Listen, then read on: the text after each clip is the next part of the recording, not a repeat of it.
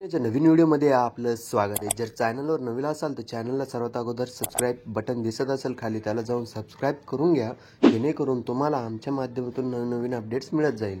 तर मित्रांनो, या व्हिडिओमध्ये आपण बघणार आहोत की मुख्यमंत्री लाडकी बहीण योजनेच्या लाभार्थी महिलांच्या पात्रतेची छाननी होणार असल्याच्या वृत्ताने महिलांमध्ये अस्वस्थता आहे। विशेषतः 2.5 लाख रुपये वार्षिक उत्पन्नाच्या अटीमुळे अनेक महिला अपात्र ठरण्याची शक्यता आहे। पण ही छाननी सरसकट होण्याची शक्यता नसून तक्रार आलेल्या लाभार्थ्यांचीच चौकशी होण्याची शक्यता प्रशासनाने व्यक्त केली आहे। योजनेतून महिलांना आतापर्यंत 9,000 रुपये मिळालेले आहेत। पुढील हप्ता वर्ग होण्यापूर्वी लाभार्थ्यांची छाननी होण्याची चिन्हे आहेत। पालघर, वर्धा, यवतमाळ, धुळे आदी जिल्ह्यातून योजनेतील गैरप्रकारांबाबत तक्रारी आल्या आहेत। अपात्र महिलांनाही लाभ मिळण्याचा आक्षेप आहे। अपात्र महिलांनाही लाभ मिळाल्याचा आक्षेप आहे। त्यामुळेच 5 निकष लावून अर्जांची छाननी होईल, असे महिला व बालविकास मंत्री अदिती तटकरे यांनी सांगितले आहे।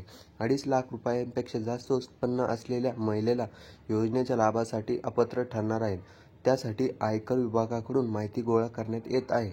या अटीची काटेकोर अंमलबजावणी झाल्यास मोठ्या संख्येने महिला योजनेतून बाहेर पडतील।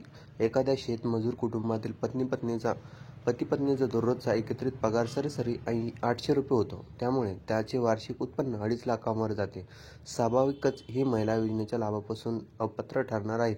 याचा विचार करता अगदीच काटेकोर छाननी होण्याची शक्यता नाही, असे अधिकाऱ्यांनी सांगितले आहे। घरात 4 चाकी असणे, आयकर भरत असणे, शासकीय नोकरी असणे, अन्य एखाद्या शासकीय योजनेचे नियमित लाभार्थी असणे या आक्षेपांची छाननी शक्य आहे।